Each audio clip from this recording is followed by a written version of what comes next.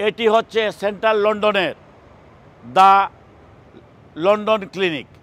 এই ক্লিনিকে ব্রিটেনের রাজা কিং চার্লস সহ বিশ্বের নামি দামি ব্যক্তিরা চিকিৎসা নিয়ে থাকেন। এটি লন্ডনের সবচেয়ে বড় স্পেশালাইজড আধুনিক ক্লিনিক। এই ক্লিনিকে আজকে এসে ভর্তি হয়েছেন বাংলাদেশের জাতীয়তাবাদী দলের চেয়ারপারসন এবং সাবেক প্রধানমন্ত্রী বেগম খালেদা জিয়া।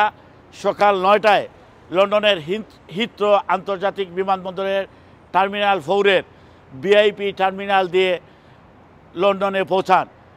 বেগম জিয়াকে প্রথমে স্বাগত জানান ওনার বড় ছেলে বিএনপির ভারপ্রাপ্ত চেয়ারম্যান তারেক রহমান, তার বৌমা ডাক্তার জুবাইদা রহমান, যুক্তরাজ্য বিএনপির প্রেসিডেন্ট সেক্রেটারি ও শীর্ষ নেতারা।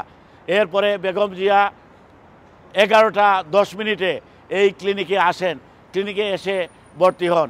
এরপরে বেগম জিয়ার ব্যক্তিগত চিকিৎসক ডাক্তার জাহিদ বেগম জিয়ার চিকিৎসা সকল কাগজপত্র এই ক্লিনিকের বিশেষজ্ঞ চিকিৎসকদের কাছে হস্তান্তর করেন। আজ বিকাল 4:30টার দিকে বেগম জিয়ার ব্যক্তিগত চিকিৎসক এবং বিএনপি স্থায়ী কমিটির সদস্য প্রফেসর ডাক্তার এ.জেড.এম জাহিদ হোসেন সাংবাদিকদের ব্রিফ করেছেন। ব্রিফকালে তিনি বলেছেন বেগম জিয়া এখানে ভর্তি হয়েছেন, তারা কাগজপত্র এখানকার বিশেষজ্ঞ চিকিৎসকদের কাছে হস্তান্তর করেছে।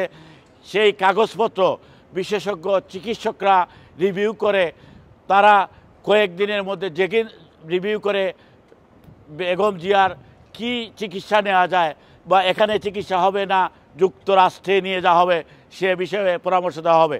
এরপরে ডাক্তার জাহিদ জানান এরপরে বেগম জিয়া যদি চিকিৎসার পরে সুস্থ হয়ে ওঠেন তবে তাহলে তার বড় ছেলে তারেক রহমানের বাসায়ও যেতে পারেন।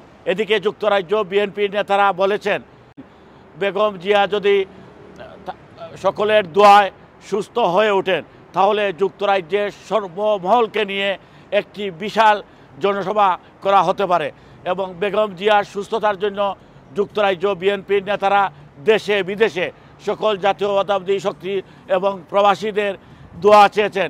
তারা বলেছেন বেগম জিয়ার জন্য সবাইকে দোয়া করার জন্য। তারা বলছেন বেগম জিয়া, তারা আশা করেন বেগম জিয়া সুস্থ হয়ে বাংলাদেশে গিয়ে বাংলাদেশ জাতীয়তাবাদী দলের নেতৃত্ব হাল ধরবেন এবং বাংলাদেশের নেতৃত্ব দিবেন।